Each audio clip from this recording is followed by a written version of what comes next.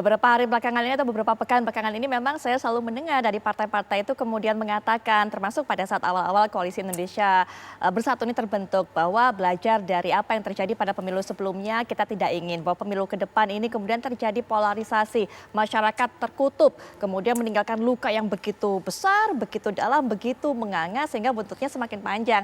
Sehingga banyak pernyataan-pernyataan yang juga lumayan atau relatif adem kalau yang saya dengarkan. Setidaknya dalam dialog kita pada malam ini saja saya sudah mendengarkan bahwa tidak akan mengedepankan kompetisi, kemudian juga berpartner dalam kontestasi. Nah, sambil kita lihat juga apa yang terjadi di layar kaca, ini adalah saat Pak Prabowo Subianto datang ke kantor Nasdem untuk bisa mengikuti undangan santap siang ataupun juga makan siang tadi yang dikatakan oleh semuanya, baik itu perwakilan Nasdem ataupun juga Gerindra, ini hanya sekedar pertemuan antara sahabat yang sudah lama berhubungan, kemudian juga ini salah satu bentuk silaturahmi melepas rindu. Silakan Mas Adi pendapatnya. Sempat saya sampaikan tadi mengenai yang tadi saya sampaikan. Saya ingin komentar 3 hal ya Putri. Pertama, pemilu itu hakikatnya adalah kompetisi, saling bersaing dan saling mengalahkan. Menghilangkan kompetisi dalam pemilu itu satu hal yang sangat mungkin dan itu nggak mungkin bisa dihilangkan ya.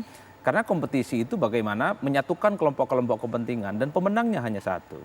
Itulah yang saya kira sekarang kenapa partai-partai ini manis-manis bicaranya. Karena sedang membangun kemungkinan soal bagaimana mereka membangun politik koalisional menuju jalan panjang 2024. Yang saya sering bicarakan dan juga sering kita dengar dalam berbagai forum diskusi oleh para elit itu menghilangkan polarisasi politik ya. Polarisasi itu nggak bisa dihilangkan. Polarisasi itu terfragmentasi dari dukungan-dukungan politik oleh partai, dukungan-dukungan politik pada calon, dukung Jokowi, dukung Prabowo. Itu kan sudah terpolarisasi. Ada P3, ada Nasdem, ada kemudian Demokrat misalnya. Itu kan terpolarisasi secara umum. Menghilangkan polarisasi itu sama halnya menghilangkan partai politik. Kalau mau menghilangkan polarisasi satu, hilangkan pemilunya, hilangkan kompetisinya, hilangkan partai politiknya. Bikinlah majlis taklim aja, biar sami'na wa ta'na semuanya.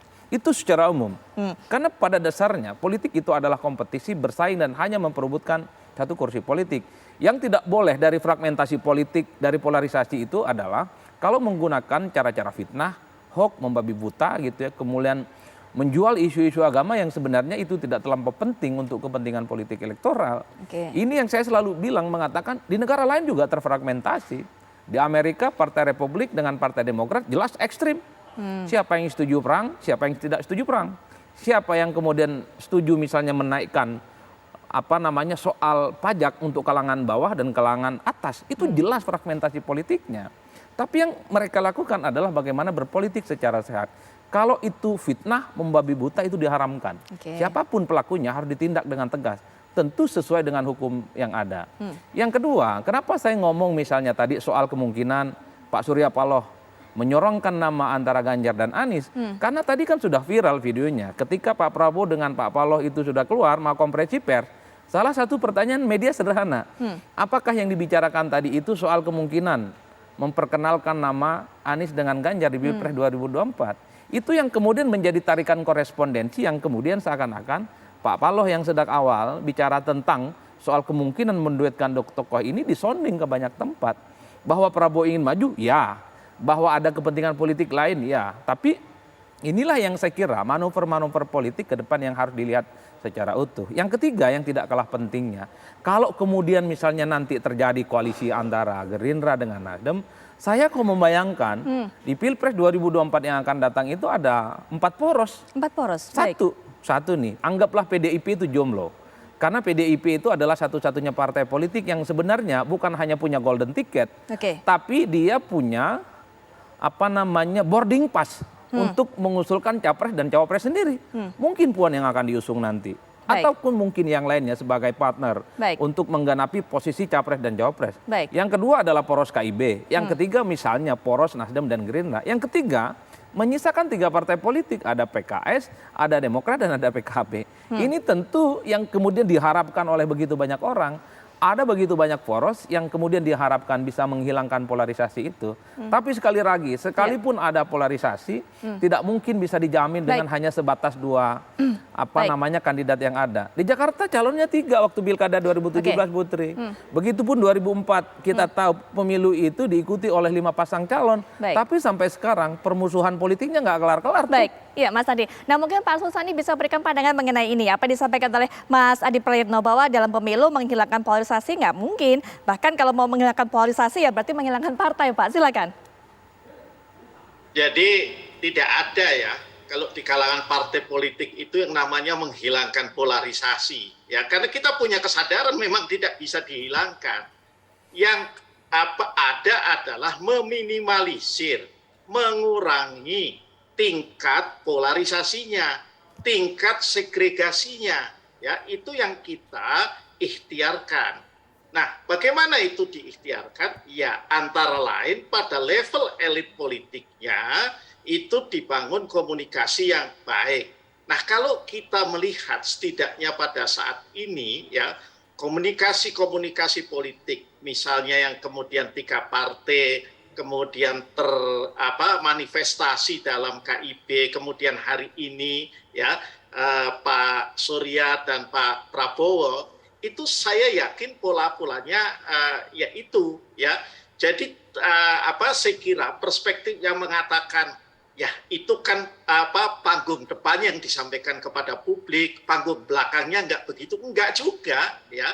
Jangan juga kita kemudian bersuudon ya bahwa kalau elit politik itu bertemu seolah-olah yang dibahas adalah hal-hal yang sangat pragmatis, bicara tentang orang, bicara tentang bagaimana kekuasaan yang akan datang itu akan misalnya dibelah, dibagi, ya, kafling, ya. Jadi tidak selalu seperti itu, ya. Itu yang saya ikuti ketika misalnya kami bertemu dengan siapapun lah, ya, di antara kekuatan politik, bahkan dengan yang ada di luar koalisi pemerintahan, misalnya dengan PKS atau dengan Demokrat. Ya. Jadi dalam konteks ini sekali lagi fragmentasinya itu pasti ada, kompetisinya pasti ada, tetapi bukan kompetisi yang katakanlah kita ingin mengulang 2014-2019 atau yang terjadi di Pilpres Amerika yang terakhir. Kita barangkali ingin lebih dekat seperti pemilu Australia kemarin lah, ya, antara Anthony Albanese dengan Scott Morrison itu. Ya, baik. Nah, mungkin ini kami juga berikan kesempatan untuk bisa memberikan pernyataan penutup baik dari Bang Dhanil maupun juga nanti dilanjutkan Kang Farhan. Bang Dhanil terlebih dahulu, silakan Bang Dhanil. Iya, Mbak Putri, pada prinsipnya kita ingin mendorong kompetisi kita itu menjadi sebuah dialog dalam tanda kutip, karena Pancasila hari ini kita peringati sebagai hari lahir Pancasila, itu produk dialog. Ada proses dialog, ada kompetisi di situ, pasti ada yang kalah, ada yang menang. Nah, kuncinya adalah tidak satupun dari yang berkompetisi itu kemudian nanti merawat yang disebut dengan benci, merawat dendam dan sebagainya. Itulah kenapa silaturahim ini penting. Ketika Pak Prabowo diundang oleh Pak Surya Paloh, ya Pak Prabowo sangat senang. Jadi ketika pun kita nanti berkoalisi ataupun tidak, atau bersama ataupun tidak di kompetisi 2024, kita sudah nyaman, enak begitu. Even misalnya saya nanti berkompetisi dengan Kang Farhan, tapi kami bisa tetap lari bareng gitu, jogging bareng pagi. Jadi kita ingin kompetisi itu menjadi, tadi saya gunakan terminologi Islam, itu jadi fastabiqul khairat, berlomba-lomba dalam kebaikan. Jadi event kita berkompetisi dengan keras, tapi kita kemudian bersepakat bersama, persatuan dan kesatuan itu harus tetap dijaga. Baik. Nah, terakhir mungkin pernyataan penutup, Kang Farhan silakan. Partai Nasdem tentu saja sangat bahagia, senang sekali melihat 2 orang pemimpin kami ini bisa berbicara dalam level personal yang sangat akrab. Ini yang kemudian menjadi teladan untuk kita semua bahwa dalam berpolitik, walaupun ada kompetisi, tapi kompetisi yang tujuannya adalah untuk merajut persatuan bangsa. Pesan inilah yang harus kita jaga bersama-sama, karena sekeras apapun kompetisi, sehebat apapun yang namanya polarisasi, itu hanya sebatas pada kontestasi pada saat pemilu ataupun pileg ataupun pilkada. Baik. Pada dasarnya kita satu bangsa, satu Indonesia. Itu pesan yang paling penting yang diterima dari pertemuan kedua pemimpin ini, dan itu yang harus kita sebarkan ke seluruh Indonesia. Kang Farhan, terima kasih sudah meluangkan waktunya untuk bisa juga memberikan pesan-pesan, pandangan-pandangan terhadap ini, pertemuan ini tentunya di perbincangan Apa Kabar Indonesia Malam. Bang Daniel juga terima kasih sudah meluangkan waktu. Pak Arsul juga terima kasih. Mas Adi terima kasih untuk pandangan-pandangannya. Nanti kita tunggu bagaimana kelanjutannya, berapa poros, koalisi mana saja yang akan terbentuk. Kami akan segera kembali setelah jeda berikut ini.